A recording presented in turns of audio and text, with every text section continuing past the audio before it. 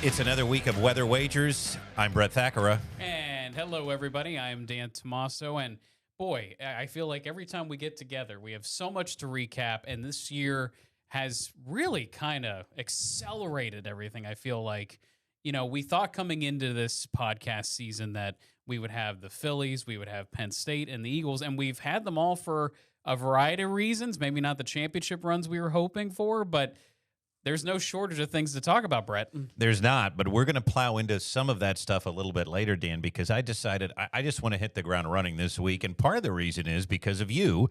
We're going to get to our results in just a bit. Remember, you can find us wherever you get your podcasts. It really is going to be great to talk about all of these things. And so many of you are jumping on board. We know you're on Apple. We know you're on Spotify. We know that you're on YouTube. We know that you're watching us and listening, and you feel free to write us at weatherwagers@gmail.com. But I wanted to give you your props here, Dan, because look at the week that you had. It was a golden one. I thought I blew it even worse than this. I went 4-6. It was a rough week. All of my Brett's best bets stunk. But it's been that kind of a year. Let's just admit it. I mean, it has been that kind of a year when you feel like you have a pulse on one particular team. We don't know anything. But you went 8-2, and I want to give you credit for that. Ole Miss got it done in Norman. Lane Kiffin, the hottest coach ever, doing his hot yoga. He's a hot coach doing hot yoga. All except for that fourth quarter against Georgia. Yeah, that's it. But you know what? If he makes the playoff, Imagine sure if they won that fans. Game. Oh, I know. I mean, he'd be maybe the number one team in the country. Washington managed to get it done, which we're thankful about there. How about LSU? I mean, this is a game where you picked Texas A&M to cover, and it was now the end of another big-time head coach. Yeah, we'll get into this more and more, but it is just an era that you cannot make up in your own head, no matter how closely tied you are to college football, no matter what team you follow. This is becoming insanity. Well, it is, but to some extent, college football has always been insane. Sure. And this era of NIL and revenue sharing is making it even more so. Now, the problem, and we've discussed this, the problem with James Franklin is he didn't win enough big games. And then this year, with a championship roster, he lost to teams that he just shouldn't have lost to. The team looked like it was not gelling. And Brian Kelly, same deal, but on a different scale. The last three head coaches, including Les Miles and Ed Orgeron, won a title in their first 4 years. And Brian Kelly did not. And then he started to drop some games. His team did not look right all year. No. They're gone. And now several big jobs are open. And we just got there's been some reports flying today, and we'll see if they're true. On Thursday. Yeah, so that Matt Rule has signed an extension with Nebraska. If that's true, hopefully he can keep building Nebraska into relevancy, and hopefully that means Penn State has avoided that, because I think many fans would have not enjoyed that hire. I think it would have been another divisional hire for the fan base, and let's face it, I think the last few weeks with Nebraska have really soured even the biggest Matt Rule supporters, because it doesn't look great. No, especially that loss to Minnesota. That's a game where you have to win if you want to coach at Penn State. A game against Northwestern that you should win fairly handedly if you are moving into that next playoff position. Yep.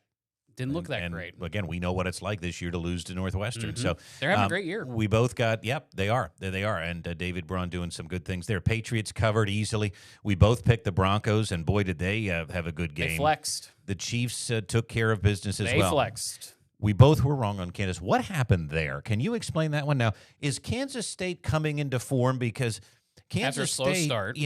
They've got a good coach, and Chris Kleiman thought they had a good quarterback. Yeah, they started slow. Now, all of a sudden, they seem to be coming into form. This seems like one where, especially at home, Kansas kind of whiffed. Well, Kansas whiffed, and I think it's more just, as I said in the beginning of the year, the Big 12 is a mess.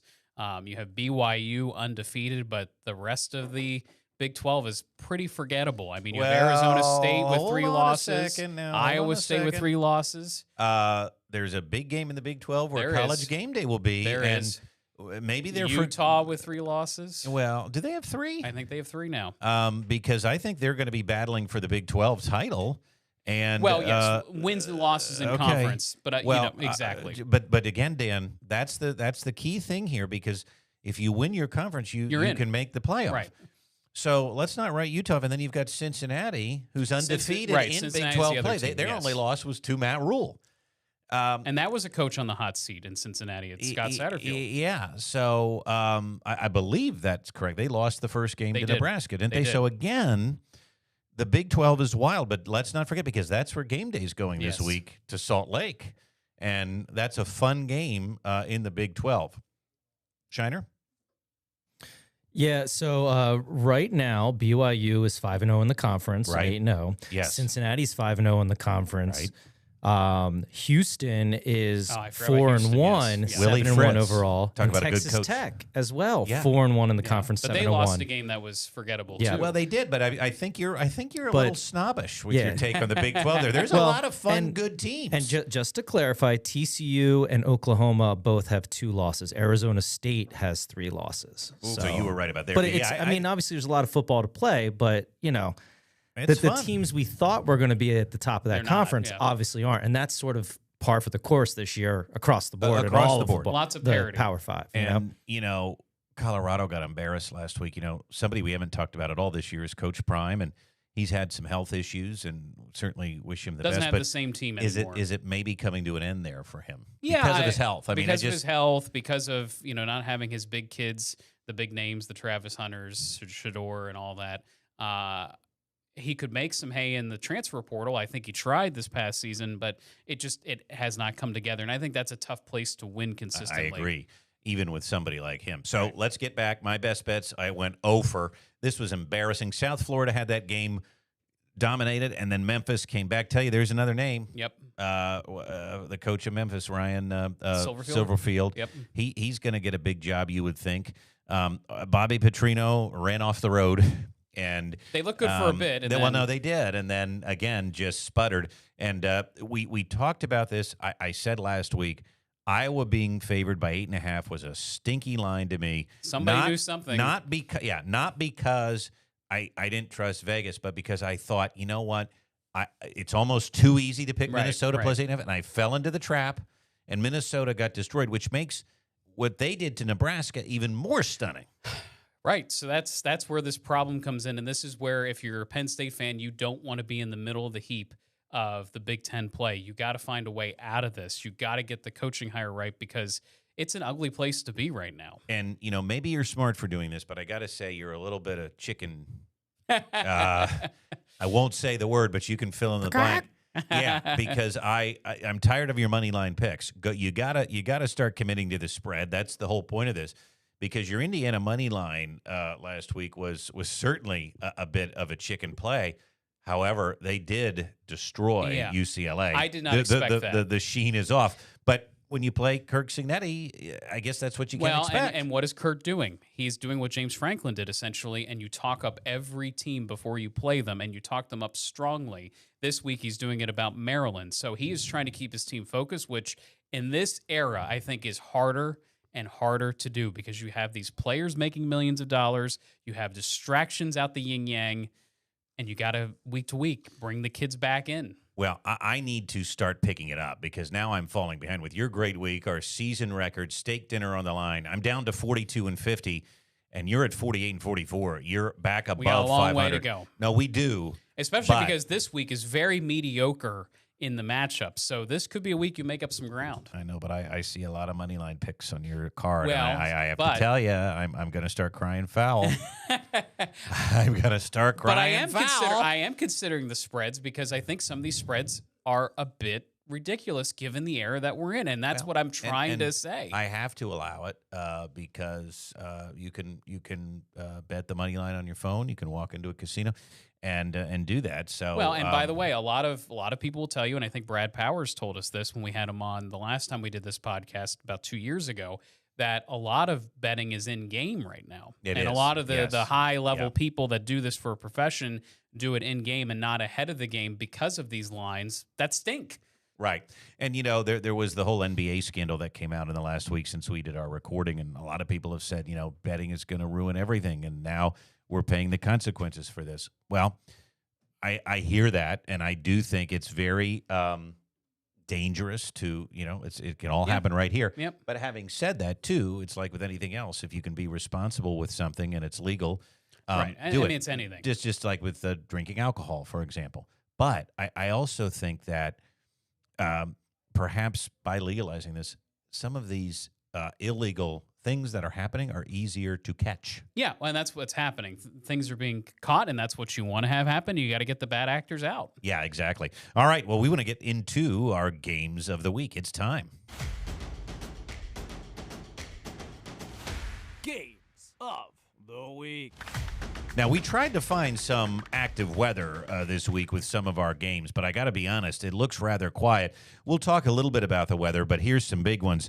Vanderbilt is going to Texas. Tell you, don't forget about Vanderbilt. They are just running hot right now. They basically were one of the teams to end Brian Kelly. It felt like it was over after that loss, and then Texas A&M put the final nail in his coffin. But they do have to go to Austin, and some people were surprised because Texas has seemed a bit off. They also have 2 losses, but they are favored at home by 2.5 points. And then, Dan, we go to Boston College, and the reason I put this game on the slate is simply because it looks like it's going to be a windy day in Boston College on Saturday. Notre Dame heads up to visit with Bill O'Brien. Could he be the next coach on the Axe if Boston College doesn't turn it around? One win at Boston College this year, which is not Bill O'Brien. Something's up. Well, something's up, and to be fair, though, he's had some issues lately. Notre Dame, 4-touchdown favorite. Can they cover that? We'll talk about it. And finally, one of the more interesting games. This feels like a playoff elimination game to me. Brent Venables goes to Josh Heupel. Were you going to say vulnerables? I was going to say vulnerables because we know he can be, but I also think this is a fun matchup. Tennessee's favorite at home, of course. I don't want to say that the loser's in trouble. Now, I think if Oklahoma goes on the schneid here, you better keep an eye on Brett Venables' job. He is absolutely done if they lose this game and lose another one. In my opinion, they've given him some leash, and I think that leash is quickly running out, especially with how this John Mateer situation's been handled. It seems if that job opens. I know. That's what it's insanity. And especially in the SEC, it is total insanity. Everyone has lost their collective rational minds. I just want to say something about coaching. Jeff Lebby, why do you punt to Texas? Why do you let them catch the ball and return it? Kick it out of bounds. That is, you like the word malpractice? That is coaching malpractice. Imagine if Texas lost that game. Well, the Texas would be done. Right. And Mississippi State Instead, they're still viable. Would be on the rise. And Mississippi State gave that game away. They certainly did. They had the lead, and they blew it. Now, Texas, if they win this weekend, watch out. They're going to shoot back up the ranks. Yeah, they're not done by any means. No. And I certainly think they can win. And I Sorry, think they I got might. a little hot there. I had to say that. Jeff Lebby, come on, man. I like it. I do like when Danny gets hot. You're not as hot as Lane, Nope. but you got pretty steam there. Talk to me about the forecast, because, again, other than maybe Saturday morning in Austin, I think by game time things are fine. There's not a lot happening. There's seasonal chill. I want to mention that. And there's definitely going to be wind in the Great Lakes region and the Northeast this weekend. But Austin's the place to be for nice weather. There could be some showers approaching Knoxville. A little cool in Austin, 50s. Yeah, a little cool. But everyone dealing with this cold spell because there's a big trough of low pressure coming through. Anyone who's followed the Hurricane Melissa, and then a big heavy rainmaker from the Northeast for Thursday into Friday. It's no surprise here. But again, I think windy in Boston College. You mentioned that as the weather factor. Everywhere else, pretty standard fare for end of October. Yeah, and early November, I should say. That's also why I do question, can Notre Dame win by that much? Because the winds could have something an impact to think there. about. Something and to a road game too. It is, yeah, exactly, and a fairly far one. Looking ahead to Sunday, we got the Vikes and the Lions. The Lions are 8.5-point favorites. Not a total shocker there. Speaking of coaching malpractice, as much as I don't want to defend Carson Wentz, there is a weird situation there with Kevin O'Connell and leaving him in the game with a separated shoulder, torn labrum. Wow. I mean, that made some headlines. And Kirk Herbstreit basically saying, too, why is he showing so much emotion? You got to leave it be.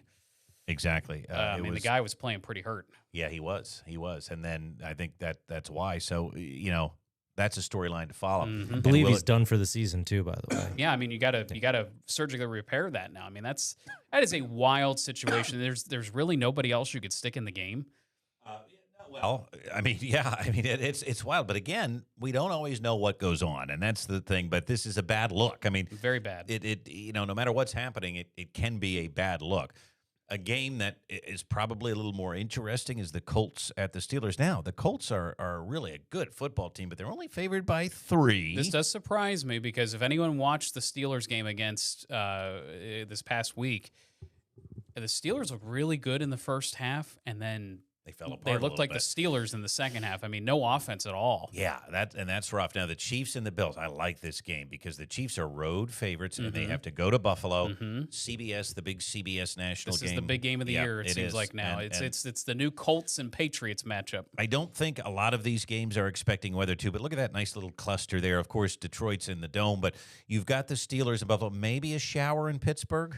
Well, and I just think, again, this chill, kind of a cloudy day, not a picture-perfect football day. Buffalo's going to be cold with the wind coming off the lake. So minor impacts, relatively speaking, but still some impacts there. Yeah, and again, there's the wind. A little breeze in Buffalo could have an impact with the Chiefs game, especially, you talk about the wind having somewhat of an impact. How about a small spread game where you're dealing with a 10-mile-an-hour wind? Right. That's what's interesting here. So, and by the way, teams have been relying on these super long field goals all year long, and this is the time of the year where the ball's not going to travel as far.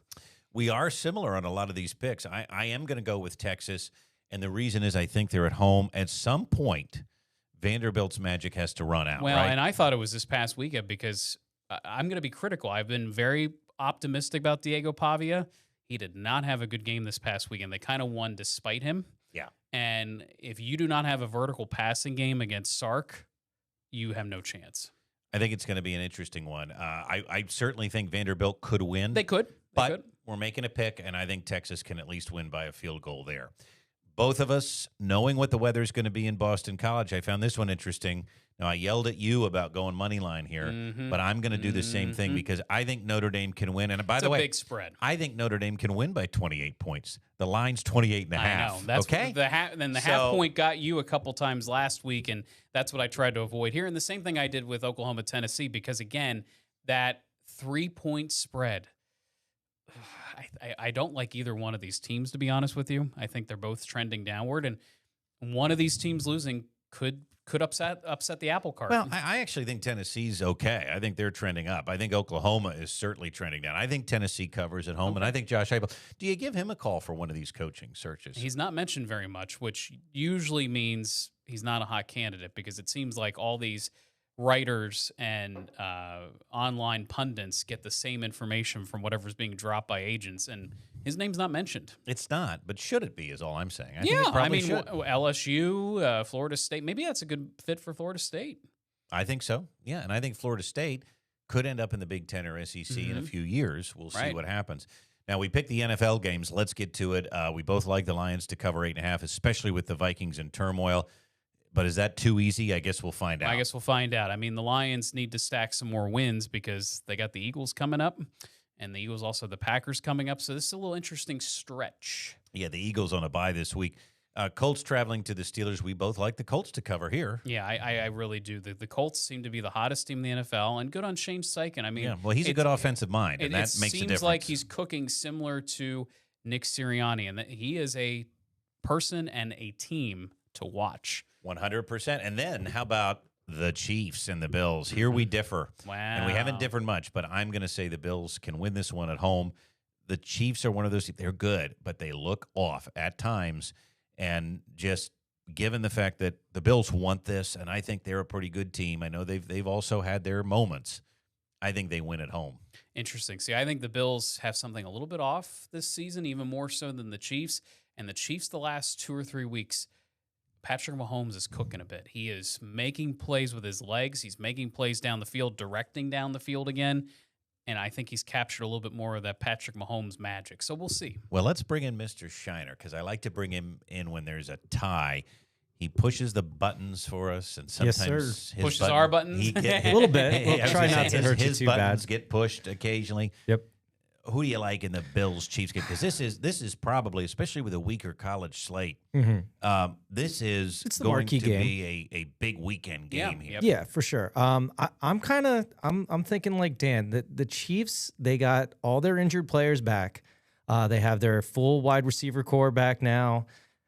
Patty Mahomes looks like the Patty Mahomes of old. The defense is still bend but don't break sometimes, but I agree. I think the Bills aren't the regular season juggernauts that they have been in the past, and I think the Chiefs, after starting off as slow as they did, have finally found their footing, and they're probably one of the top 3 teams in the league again. Yeah. And that didn't look that way after week 3, at least. Boy, you guys are trying to convince me here, but I'm going to stick with Josh Allen. Do what you got to do, man. I'm going to do it. Recently engaged too, right? Well, but speaking of recently engaged, Travis Kelce had one of his best games in years this past weekend. Yeah, no distraction there from Tay-Tay. Mm-hmm. So she's got a new album. She's hotter than hot. He's hotter than hot. So are the Chiefs. Not as hot as Lane. No. Lane is the hottest. Could that be a fly in the ointment here, by the way? Some NFL jobs are open. Do some of these hot college teams, now here's the difference, I guess. Some of these hot college coaches, do they make the jump this year? No, and I'll tell you why. Now, this is what I think. I think the NFL is a little bit of a how do I want fraternity? to put this? Yeah, it's a bit of a fraternity.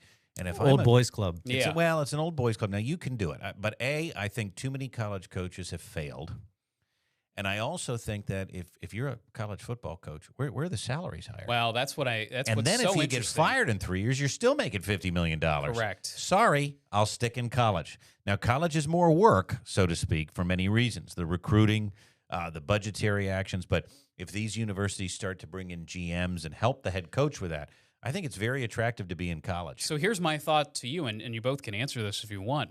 Do you think college football is going to trend more toward bringing in NFL guys? Because this is becoming semi-pro sporting where you have a GM, you have someone bringing in talent for you. You know, the recruiting's becoming less and less in some ways for the head guy. In some ways, but I think in other ways it's still valuable because we've seen the transfer portal go awry. Dion, not a great recruiter. Look at him. Bill Belichick, not a great recruiter. Had to rely on the transfer portal. Brought in Michael Lombardi. That failed epically. He's gone. Mike Norvell has relied heavily on the transfer portal. Not going well there. I think James Franklin had the right idea of blending both. I don't think he was as aggressive as he could have been. I think Lane Kiffin probably is one of the better ones at doing it. Speaking of Lane, at blending some transfers in and still recruiting the area you need to recruit pretty heavily. Keeping the kids focused, though, too. That's the other thing. And keeping the kids focused. But I don't know that's going to be a trend, Dan, because I think that what we've seen, too, is when you bring in NFL people, sometimes it doesn't go very well. The whole 33rd NFL team that North Carolina tried, and I know that's sort of a unique situation, too, but I just don't think so. I actually think you're probably going to see more separation. Interesting. College guys are going to be college guys. Pro guys are going to stay there because they know what they're doing. And some of these pro guys do not want the headaches and the work that come along with being a college coach. Yeah, interesting. They want to scheme plays, not be out on the road. Well, but some of this, though, with the talent the way it is, you do wonder if some of that scheming comes into college ball because we're seeing it on the defense at least. Sure. Jim Knowles, Matt Patricia kind of changing the way defense is called. Speaking of that, in college football. How bad do you think Ohio State's going to put it on Penn State this weekend? Because, the Jim Knowles thing kind of ended weirdly. His defense has shown trouble. I think it's going to get ugly, but that's me. I think it's going to get ugly. We'll see. I think there's going to be more motivation for this game than perhaps they've had all year long. We'll see. I wouldn't hold my breath. All right, it is time to go under the radar. Under the radar. And I do want to take some time to discuss this game because this is the Hot Seat Bowl. Okay, the Hot Seat Bowl. Another one. And, the reason this is off the radar is because neither of these teams has had a great season. But Kentucky goes to Auburn. You've got Mark Stoops.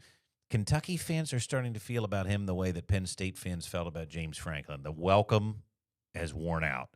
And Hugh Freeze, I don't know that the welcome has worn out so much as you got to win some games, Hugh. Yeah, things seem to keep going wrong for him in games. And now this game, there's no way this is on TNT. This is on. That might be my fault. I'm sorry. This is on the. I'm sure this is on the SEC network. Yep.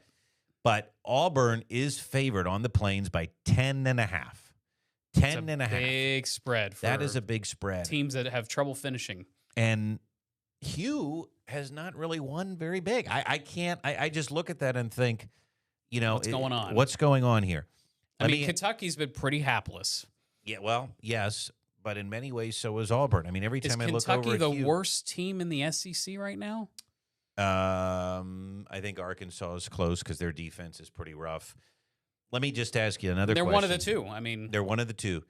Florida, though, do you think that whoever loses this game is fired on Sunday? probably the way things are going. I mean, Does it matter who? No, I don't think it matters who. I think either one probably the don't loser's survive. out. I don't think either one survives The till season. next season. So I think it's just a matter of timing. And I think what ADs, at least some of them, and college presidents are going to get wound up about is if jobs start falling into place. If some of these rumors are true about Matt Rule and maybe James Franklin finishes his deal sooner rather than later, candidates are coming off the board, and that's going to freak people out. And where's the rumor with him finishing that deal? Yeah, Virginia Tech, which I think there's some stink behind that rumor. Maybe, but I also think it'd be a good fit. He can still recruit. He's a big DMV guy. So many jobs yet to open, and that's why I find it hard to believe he'd commit this early in the cycle. He'd have a pretty easy path to the playoff, though, if he gets it going there. So especially with Dabo doing Dabo things. Correct. All right, time for my best bets of the week. Hope I do better than last week. Time now for Brett's Best. Okay, I got to get off the schneid. I got to do something here because I was 0 for 3 last week. So I'm looking at these games going, which teams do that's I a like? good one. Which teams do I like? And I'm going to go Friday night. Yeah. Memphis at Rice. Our guy, Ryan Silverfield, minus 14. And I like them to cover. I think Rice is pretty hapless. I know it's a they're not road good this year. favorite, but I think coming off the big comeback victory over South Florida, I think that propels Memphis. And again, they could be a playoff team if they keep winning games. And I think that motivates them to get it done. You heard me mention under my breath earlier, Willie Fritz. He should be looked at. I know, and his name's not really being mentioned either. I've heard more about John Summerall than I have Willie Fritz, and I kind of put those two together because it's the Tulane connection. Well, and I don't think, now again, you've got to give him more than a year, but Rich Rod not successful this year at West Virginia. No, it's a different era, and I think Right. that's why I mentioned the NFL. If some of these guys from the NFL that have to deal with personnel management maybe come into the mix because, these old school guys, it's not going very smoothly for many of them. Country roads take him home, and I think they're going to take Willie Fritz to a cover of minus 13.5. FS1. And then I'm sure everybody will have that on their dial. Check this out. Broncos at Texans. I really like the Denver Broncos. We have a Denver Broncos fan. This line surprised me. You It might did see too. this line again. Okay. Well, we have a guy here, works behind the scenes at ABC. We do. 27. He loves to tell us about the Broncos. He does. He was chirping all last year, and I didn't feel it last year, and I was sort of right. Well, Sean Now, Payton's a good coach. but this year, he was chirping in July and August, and And he listens to the podcast, too, so we appreciate that. We do. And he said, just watch out for the Broncos this year. It's his second year, right? Second year for Mr. Sean. Bo Nix, yep. Well, and under with Sean. Yep. So, and I'm thinking, okay, well, I've watched the Broncos. The Broncos are fun. They're fun, and they play defense, which, Yeah. they do some fun things on offense, but they play very well on defense. They held the Eagles back in the second half to secure that win and get a comeback win against the Eagles. That impressed me. And I guess I'm biased, and I don't watch the NFL with a fine tooth comb like I do college. But like, are the Texans good? No, they're I mean, in that mediocre realm. Okay, but I mean, And I like D'Amico Ryans, a former Philadelphia Eagle, seems like a good guy. I mean, I just don't like the Broncos are good. I don't know if they're. Yeah, this line to me said we're not giving enough credit to the Broncos. Sure, it's a home game for the Texans, Yeah. but a point Weird. and a half spread. Shiner, I know you watch a lot of NFL. This is stinky, right? Oh yeah, the Texans have not been good at all this year. They have CJ O-line has fallen problems, off. I right? think they're 3 Yeah. and 4. I Yeah. looked it up yesterday. 3 But and I 4. mean, the offense. I know there's a new coordinator in there. They're just not getting CJ in the right kind of looks to get there. And everybody was talking about he was a top 5 quarterback after his rookie season, like Jaden Daniels. And what's happened to both of them?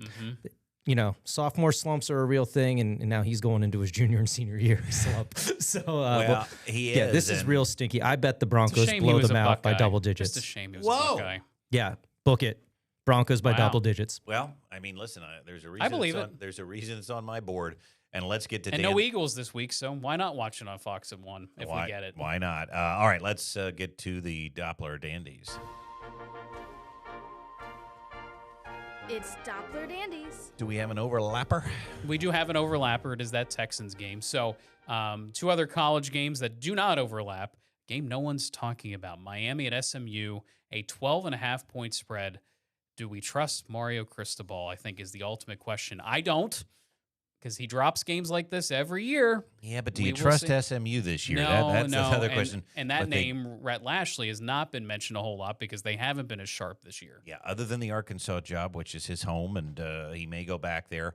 And maybe that's why it hasn't been mentioned. Maybe that's sort of a done deal, or maybe he stays at SMU. They have money, and they certainly can have an easy path to the playoff, like last year in the ACC. I don't know if I would trust Mario Cristobal to cover. Well, right. But I think he can Okay. win. Fair enough. We'll see. And then, of course, the cocktail party. But big that's weekend no for longer Georgia, called Florida. the cocktail party. I have Well, a hard no, it time hasn't been. They've keeping up. ruined. We had the Red River Shootout. Can't say that anymore. It's the world's largest outdoor cocktail party. Can't say that And anymore. what was wrong with that? I don't know, but I'm still saying both. Yeah, I mean, this is a huge game. Usually, this is where game day would be, but again, we fire every coach in the country, so this is no longer a hot game. So it's Georgia, Dan, Florida. hold on a second again. You got to win. You do have to win. You do have to win, but I feel like there are only so many slots to win, and we don't talk about that very often. But anyway, Georgia -7 just seems like a big line for a rivalry game that has some juice to it. And by the way, when people have been asked about some of the better rivalry games in college football, this is one of them. No, it is, and they always play tough.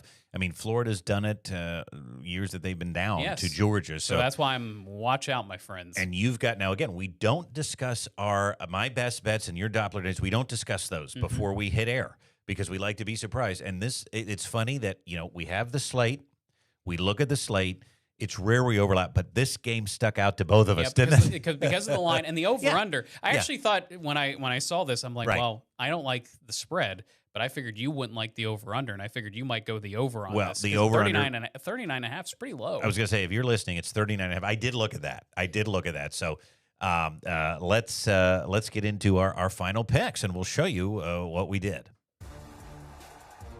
Final picks. No over-unders for me this week, and we do have a lot of overlaps. But I will say I need to, I'm hoping I can Clean it up. I'm hoping I can get some. We both like Texas at home. We both think they can beat Vanderbilt by a field goal. Let's see what happens. Both like Notre Dame money line. Big spread in the wind up there in Boston. I'm going to pick Tennessee to cover. You think that's a big number, actually, but it's only 3. Well, I think when I looked at it, it was 3.5. So that would change my mind. I think it dropped to 3. So that's why I went money line, because I didn't like that half point, but now it's changed. I didn't get the update. Here we are. Well, that's fine, but we'll see. We could both win, Lions, we like to cover the 8.5. We like the Colts to cover the 3 going to Pittsburgh. We are different. I am going to trust the Bills at home to finally sort of kind of tackle their nemesis in the Chiefs. You say not so fast. Chiefs cover on the road. Andy Reid wins on the road. This is a big game for the Chiefs, I think, to reassert themselves. And I think it's another question point about what is this Bills team? Now, you've got Auburn on the money line. I do. You think Hugh Freeze can avoid the sack? He's been so close. He has been so close in these games where it seems like it comes down to one drive, one call that goes against them. I feel like he would be a mistake to let go because I feel like they're so close. They're on the precipice. Well, we're going to find out. I am going to pick Kentucky to cover the 10.5, and Stoop into that level. If I'm getting that many points, I'm going to take them. So I'm taking Kentucky 10.5 on the road because, again, Hugh Freeze may win, but I'm not seeing Hugh Freeze win big. Interesting. Now, my best bets, I've already tipped my hand. Memphis and Houston to cover, both almost 2-touchdown favorites. And the Broncos I do like here. We both picked them to cover this, but we might as well have just picked the money line. But I think they're going to win and probably win pretty big. Wow, and then, Shiner's got him double digits. Here comes Mr. Moneyline again. Yep. Well, I mean, because again, I don't trust Mario, and I don't trust Georgia and Florida in a rivalry game. And again, a touchdown seems rich to me in a game that's probably a 3 or 5 point game. That's just my thinking. Well, I think you've explained it well. So let's see. I'm hoping I can get off the schneid and get back because I can't lose any more to you.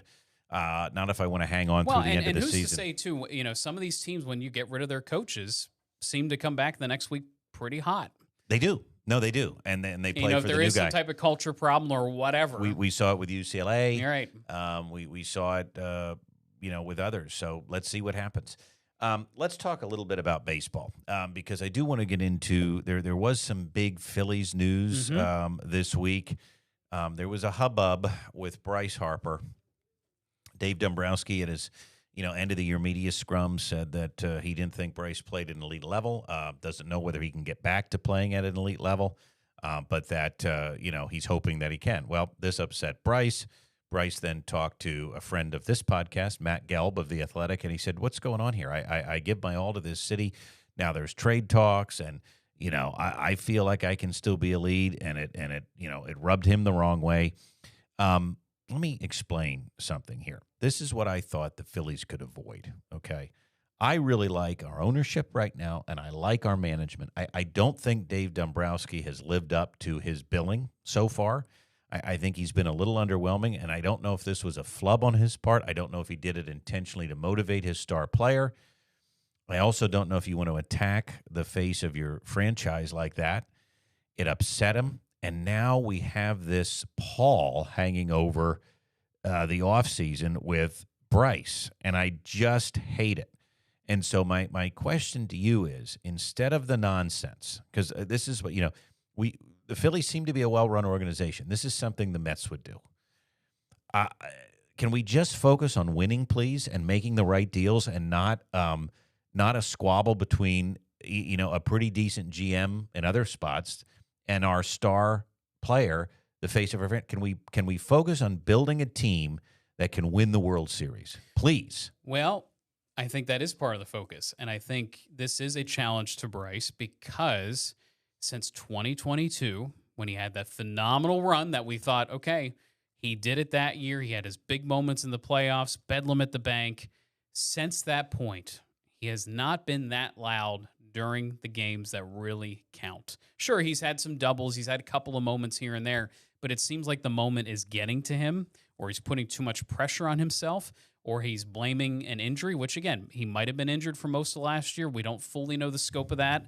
But I think Dave is running out a little bit of patience with him because he is the face, he is the star, and he's been about maybe 70% of what he was.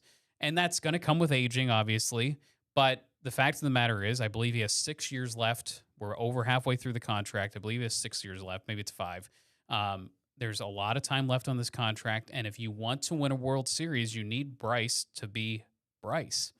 Is this a money issue? No, I don't think it's a money issue, but there are reports the last 2 off seasons that Scott Boras, his agent, asked for an extension on top of the deal he already has. And what really ruined that was a man named Manny Machado, which they're always going to be linked together. Harper and Manny Machado, they came up at the same time. Their contracts were similar when they signed Padres, Phillies, and Manny Machado did get that extension despite being hurt. So I think this is Dave getting ahead of that, saying, look, there's no extension here. I need to see better play out of this guy, and I need to see a championship run. Well, I think it's great. I mean, I was a fan of when he said it. Now, again, it was one snippet of almost an hour-long press conference. It was very small, but then, of course, the talk radio people ran with it, started doing different trade scenarios. Writers did trade scenarios. I don't think Bryce is going to get traded. I think you should listen, as you should on any player. But I just think this was a challenge to Bryce to say, hey, what do you have left?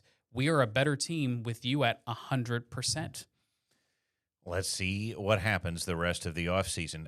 As we wrap up, I just wanted to get your quick thoughts on the World Series that is going on. And you've got the Dodgers that may end baseball for a year or two if the players and owners have this standoff. But they're down right now, 3-2 to the Blue Jays. The Blue Jays could be the world beaters. And are they, this sounds weird, are the Blue Jays America's team? It is hard to say, but before everyone attacks the Dodgers for whatever they think is happening, collusion or breaking rules. What I mean by that is they just have a lot of money. They have a lot of money and they spend all. it. And Rob Manfred just came on an interview and said, "Listen, everything's above board. I mean, they're committing their revenues back into the team, and it all checks out." What was Toronto doing? They just signed Vladimir Guerrero to a $500 million deal. And what is Vlad doing? What we hope Bryce would be doing, and living up to that deal and having a playoff run to remember.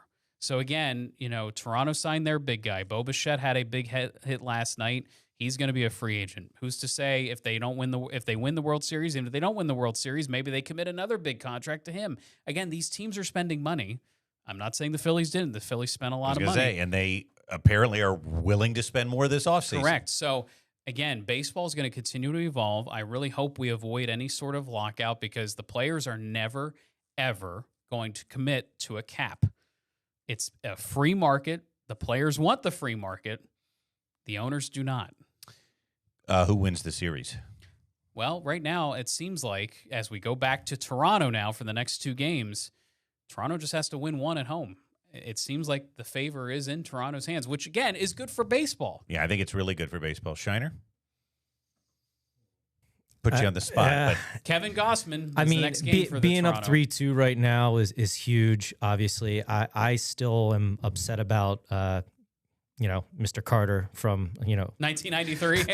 Holding on to that. It's been 30 years. However, I'm still upset about Shiner, I just heard that from a dad at the bus stop. Yeah, no. I said, don't you have to root for the Blue Jays? Yeah, don't you have to root for the Blue Jays to beat the Dodgers? He said, can't do it, man. Mitch Williams, I still have nightmares. Yeah. He said, you grew up then. He said, come on, 1993, I can't do it. I heard it from my dad growing up, too. I was too young to remember it. I was only 4 at the time. But they still have the best player in baseball on the teams in LA, and that is Shohei. And he has performed this series, although he got a little dinged up last night. A couple runs on him. Obviously he bats every day, can only pitch every so often. He can only do so much. But this guy has hit multiple home runs in multiple games in this series. Yeah. Don't count him out yet. Nope. But being up 3-2 and going back up north, I don't know. It might be favoring the old Blue Jays there.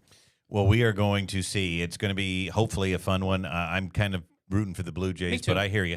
And that is our show. You can always reach out to us, weatherwagers@gmail.com. Hit us up on social media, and you can find episodes for free on ABC 27 News Plus, wherever you get your podcasts, and, of course, on YouTube as well. Dan, thanks so much. I'm going to come back. I am going to come back. I'm going to come back hard this week and try to take you down. Okay, and maybe next week I'll challenge myself. No money lines. It does. I want you to do that, and it's going to come down to that Bills and Chiefs game for us, I think, on Sunday afternoon. We'll be watching closely. That's a wrap. Weather Wagers out. Have a good week, everybody.